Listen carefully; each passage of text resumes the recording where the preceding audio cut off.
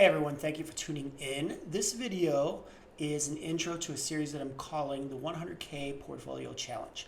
I'm going to spend the next few minutes outlining construction of a portfolio, managing a portfolio, and a topic I consider extremely important, a self-directed account versus outsourcing management of your money. Let's get into it. 100K Portfolio Challenge, capital allocation.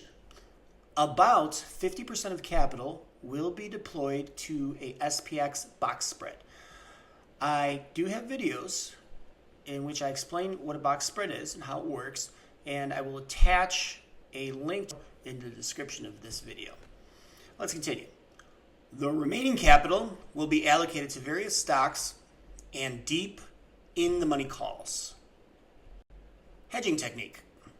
The portfolio will be hedged via an equity index such as the SPY or QQQ. The cost of the hedge will be defrayed by selling calls from some of the stocks in the portfolio. To self-direct or not to self-direct, and I'm definitely going to encourage people to self-direct because of the following. There are tremendous cost advantages, and I will get back to that in a minute. Deft money management is a skill that is always in high demand. Money management is challenging and interesting, and there are infinite ways to excel at managing money. Now, what I want to spend the next few minutes going over is the cost advantages of a self-directed portfolio and the impact and negative effects of outsourcing that job is quite a bit more expensive than people can imagine. So let's spend a few minutes going over that. Okay, so before I open up an Excel spreadsheet, let me quickly cover the typical costs involved in outsourcing management of an account. So doing a simple Google search under portfolio management fees, we can see that our AI buddy output the following. Portfolio management fees, also known as management fees or investment fees, are charged by investment professionals for managing client portfolios and typically calculated as a percentage of the assets under management, AUM, ranging from 0.2% to 2% annually. A bit more details. These fees are paid by investors to investment managers. They cover the cost of professional advice, portfolio construction, ongoing management. Fees are typically calculated as a percentage of AUM, assets under management. So for example, if an advisor charges a 1% annual fee, you have a 1 million portfolio, you're going to pay 10,000 fees per year. Again, typical fees are 0.20% to 2%. And let's see, factors affecting fees, investment style. So actively managed funds, which involve more research and trading, often have higher fees than passively managed funds. That should make sense. Commissions and sales charges. Now this is important too because a lot of investment advisors are basically salesmen, and they're going to be incentivized by the fee structure they receive to sell products that are not necessarily going to be in your best interest. And as we can see here, the fees charged when buying or selling investments can range from 0.75% to 5.75%. And that is a lot. That's a lot to pay. Okay, expense ratios. Fees typically charged by mutual funds and ETFs to cover operating expenses. Again, 0.05% to 2%. All right, so that covers the basics of the cost structure that's usually paid to outsource management of a portfolio. And now let's take a closer look at some of the X's and O's in an Excel spreadsheet. Okay, so in this spreadsheet, I set up a starting portfolio of $100,000, and for simplicity's sake, we're going to use an annual rate of return of 10%.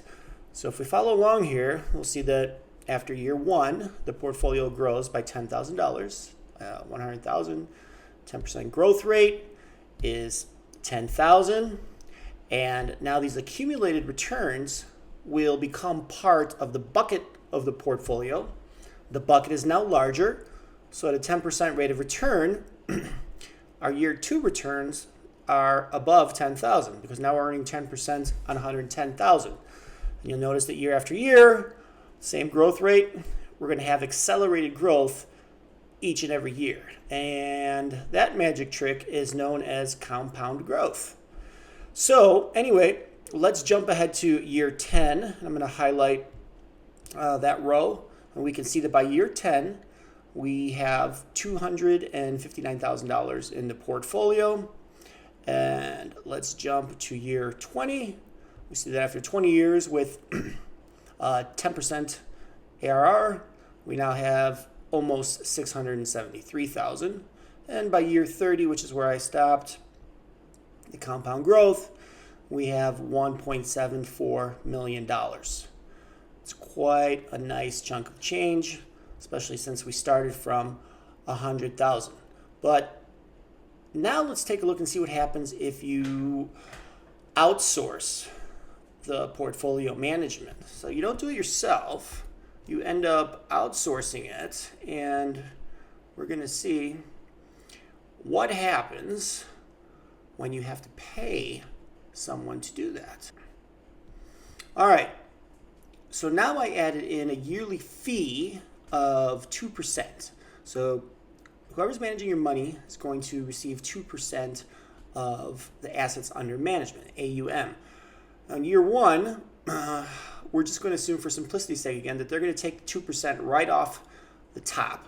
So the 100,000, you're really starting with 98,000. And again, you still receive the same portfolio, you still receive the same ARR, annual rate of return per year.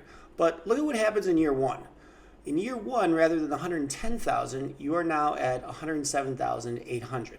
And let's jump ahead to year 10. We will see that at year 10, the portfolio that's paying for management has 211,000, almost 212,000, whereas the self-directed portfolio has $259,374. Let's go to year 20. Notice the difference here. We have 672,000, almost 673 in the self-directed account, and only 449,000 in the account that's paying for management. That is a big chunk of change. This is almost 220, let's call it 223,500 roughly.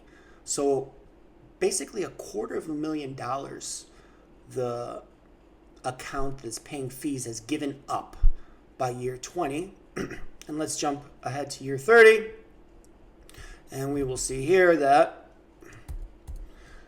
the self-directed account has 1.74 million, which I previously mentioned, and the account that's paying a 2% management fee has 950,000. So almost an $800,000 difference between the accounts, with, of course, the self-directed account being way ahead of the account that was paying a 2% management fee. It sounds small, but look at what happens after 3 decades.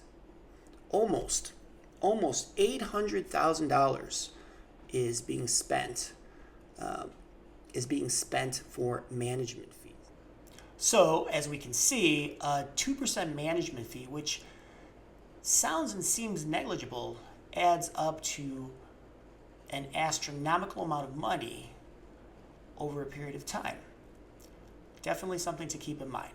Okay, in the next video, I'm going to get into the specific stocks that I'm using for the portfolio, and I'm going to spend a few minutes explaining why I use the box spread, briefly how it's constructed and how it benefits this particular portfolio. All right, thanks for watching. Don't forget to like and subscribe, and I'll see you all next time. Have a good night.